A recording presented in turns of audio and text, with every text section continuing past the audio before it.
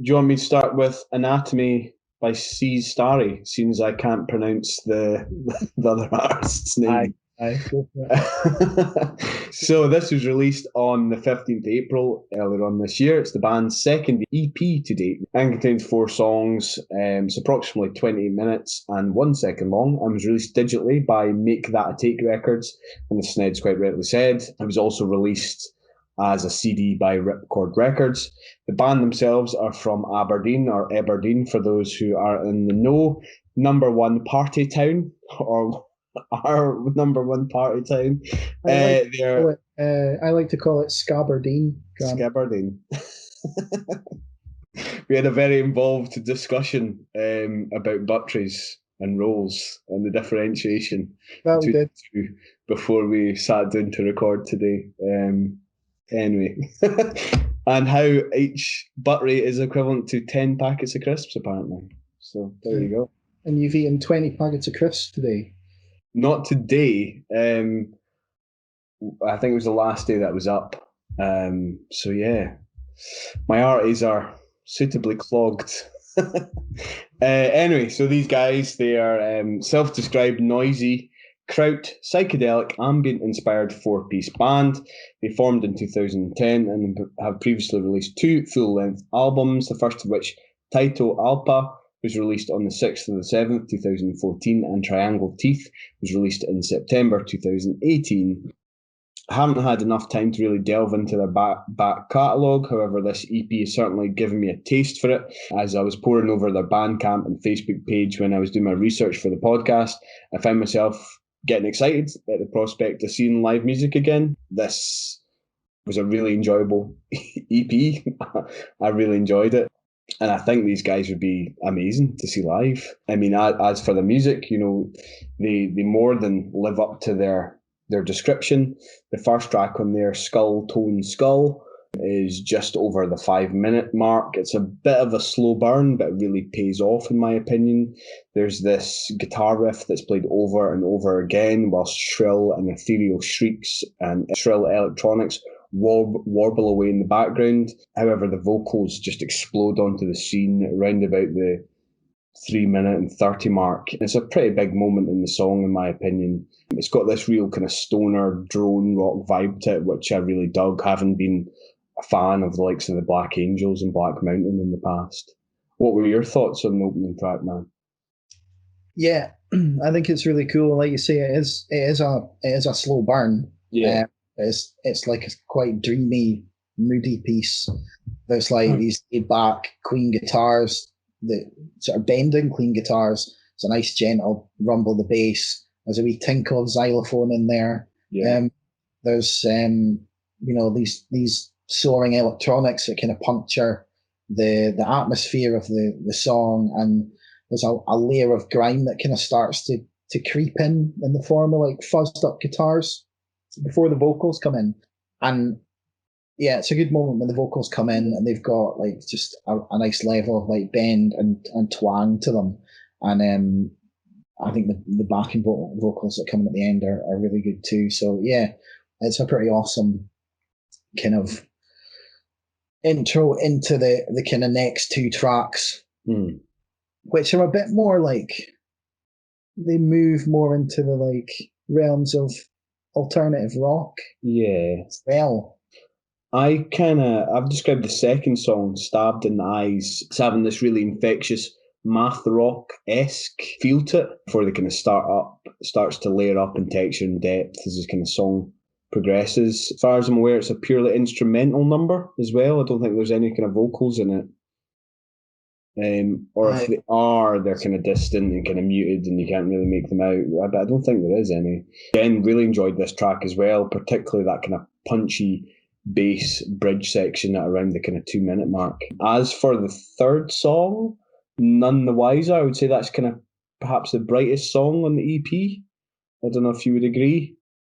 Yeah, but I've also written here, I've kind of written a couple of things in that it reminds me, like the riffs on it remind me of like late 90s Pearl Jam. Right. And but there's also these like manic, offbeat call and answer vocals and like a drilling bass sound that reminds me of that Bats album we covered. Like, I was really into that Bats album, and there's just something about parts of that song that is, I think it's just the intensity. It's not as heavy as Bats, that's for sure, but there's, I think it's just that, definitely that sort of drilling of the bass and the back and forth on the vocals. Yeah, I really like that. Didn't you think the vocals were a bit like Cheekface in a way? There was a kind of slacker kind of feel to it at times.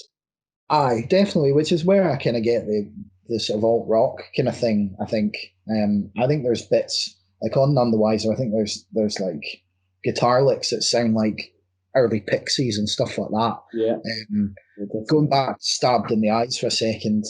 The intro of that I thought sounded quite a bit like the Coriky album that we covered last year, in terms of the actual tones of the instrument, and at times there was a sort of jam-like kind of feel to it, but it's also like these really cool sort of Queens of the Stone Age style guitar squeals in there as well. It's really quite cool.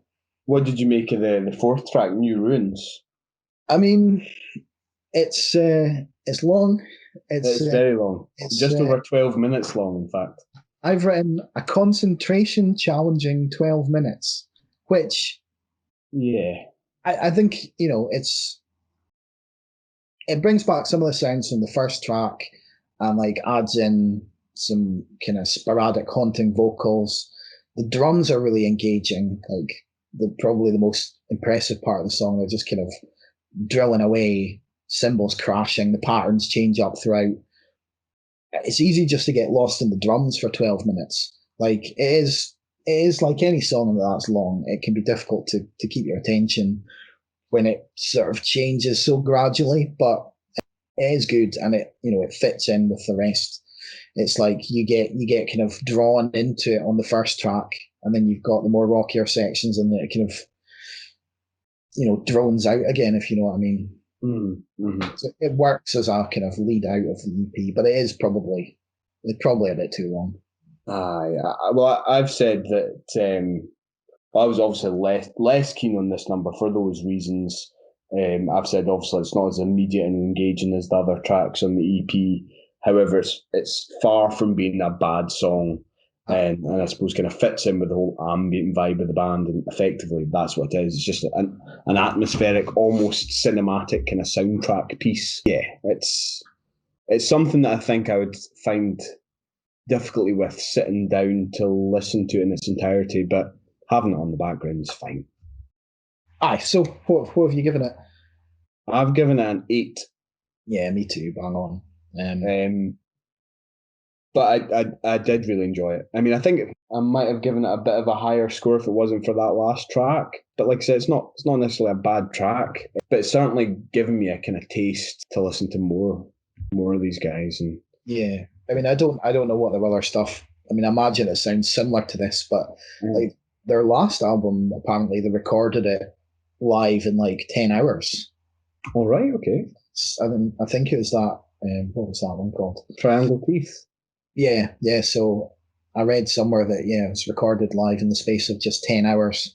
So that's pretty cool. Yeah, man. This one was recorded during lockdown as well. So yeah, I think they've obviously got plenty of ideas and want to kind of push themselves. So be interesting to go back and listen to some of their other stuff. But if that sounds like it's for you, check out the Anatomy EP by C's Starry.